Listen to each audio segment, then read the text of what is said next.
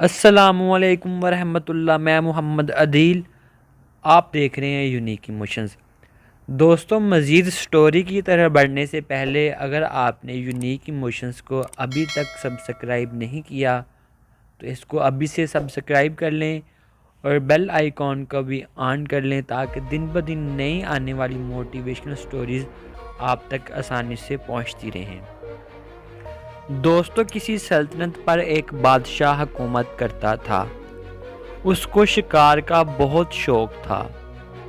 ایک دن اس کے کسی دوست نے اس کو تحفہ بھیجا جو بادشاہ کو بہت پسند آیا۔ وہ تحفہ اعلیٰ نسل کے 2 عقاب تھے۔ بادشاہ وہ تحفہ دیکھ کر بہت خوش ہوا کیونکہ اس نے زندگی میں ایسے عقاب کبھی نہیں دیکھے تھے۔ اس نے اپنے محل میں موجود پرندوں کے سب سے اچھے ٹرینر کو بلوایا اور عقاب اس کے حوالے کر دیے اور حکم دیا، یہ بہت اچھے اور اعلیٰ قسم کے عقاب ہیں جو تیرے ہاتھ میں ہیں۔ اب تو ان کو ٹرین کر، ان پر محنت کر، ان کو شکار کرنا سکھا اور ان کو ماہر شکاری بنا دے۔ اپنی پوری زندگی کا نچوڑ ان کو سکھا دے۔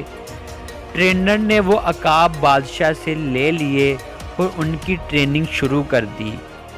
وقت گزرتا گیا۔ 3 مہینے بعد وہ دوبارہ بادشاہ کی خدمت میں حاضر ہوا۔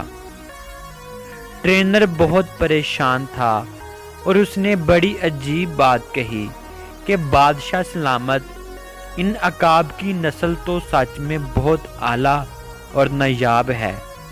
یہ بہت اچھے عقاب ہیں لیکن ان میں مجھے ایک پرابلم آ رہی ہے۔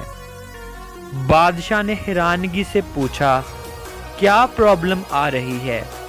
ان میں سے ایک عقاب تو بہت اعلیٰ ہے، بہت پھرتیلا ہے، لڑاکا ہے، جو سکھاتے ہیں وہ سیکھتا ہے، جو سمجھائیں وہ سمجھتا ہے۔ اس کی میں نے بہت زبردست ٹریننگ کی ہے، اس پر بہت محنت کی ہے اور وہ ایک ماہر شکاری بن چکا ہے، لیکن پرابلم دوسرے عقاب میں آ رہی ہے۔ یہ تو نہ اڑتا ہے، ایک ہی جگہ پر بیٹھا رہتا ہے۔ اب جو اڑنا ہی نہیں چاہتا، اب اسے میں کیا سکھاؤں اور اس کو میں کیسے سکھا سکتا ہوں؟ بادشاہ نے کہا، کوئی کوشش کرو، کوئی طریقہ آزماؤ۔ ٹرینر نے کہا، بادشاہ سلامت، میں نے سارے طریقے آزما کے دیکھ لیے ہیں، سارے جتن کر لیے ہیں، لیکن یہ ٹس سے مس نہیں ہوتا، کوئی فائدہ نہیں ہو رہا۔ بادشاہ نے کہا، یہ عقاب مجھے بہت پسند ہیں اور پیارے ہیں، ان کو ہر حال میں ٹرین کرنا ہی ہوگا۔ تم پوری سلطنت میں اعلان کر دو، ہر جگہ جاؤ اور ایسا آدمی ڈھونڈو جو پرندوں سے پیار کرتا ہو اور پرندوں کو سمجھتا ہو، اسے تلاش کرو اور لے کر آؤ۔ وہ آ کر اس عقاب سے بات کرے، اسے سمجھے، اس سے کیا مسئلہ ہے۔ دوسرا عقاب بھی تو اسی نسل کا ہے، وہ تو بڑا زبردست شکار بھی کرتا ہے اور اڑتا بھی ہے، تو اسے کیا پرابلم ہے؟ ٹرینر نے ایسے ہی کیا۔ اس نے پوری سلطنت گھومی، ایسے آدمی کی تلاش کی اور آخر اس نے ایک آدمی ڈھونڈ ہی لیا۔ وہ اسے لے کر آیا اور کہا، اس عقاب کو دیکھو، یہ سارا دن بیٹھا رہتا ہے، اڑتا ہی نہیں۔ میں نے تو پوری کوشش کر لی ہے، ہر طرح سے میں تو اس کو نہیں اڑا سکا۔ اب تم ہی دیکھو، تم ہی سمجھو اس سے کیا پرابلم ہے۔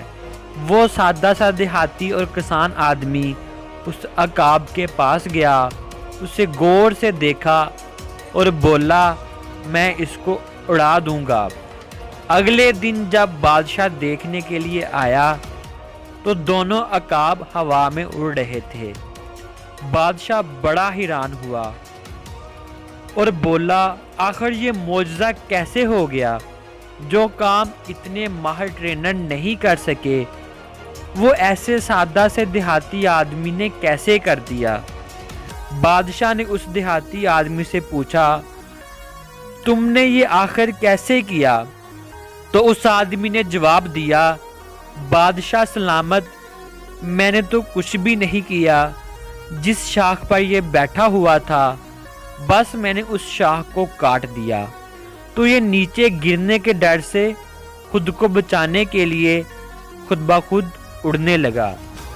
تو دوستو ہم میں سے بہت سے لوگ اس عقاب کی طرح ہوتے ہیں جو کسی نہ کسی شاخ پر بیٹھے رہتے ہیں اور وہ شاخ انہیں اڑنے نہیں دیتی، انہیں اڑنے سے روکتی ہے، ان کے پاؤں کی زنجیر بن جاتی ہے۔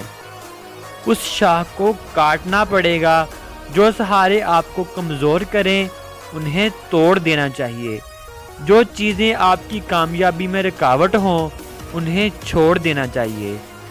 دوستو ہر چیز کی ایک قیمت ہوتی ہے اور کامیابی کی بھی ایک قیمت ہے، وہ قیمت ادا کیے بغیر آپ کو کامیابی نہیں ملے گی۔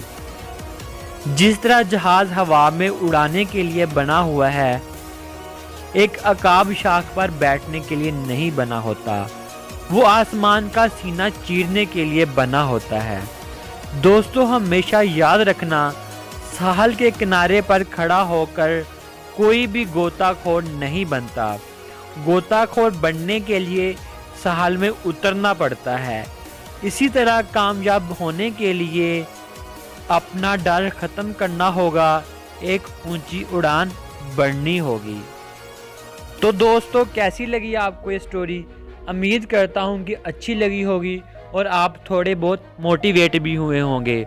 تو دوستو اپنا بہت سارا خیال رکھیے گا اور اپنے اس چینل کا بھی بہت سارا خیال رکھیے گا۔ پھر ملیں گے ایک نئی سٹوری کے ساتھ، تب تک کے لیے اللہ حافظ۔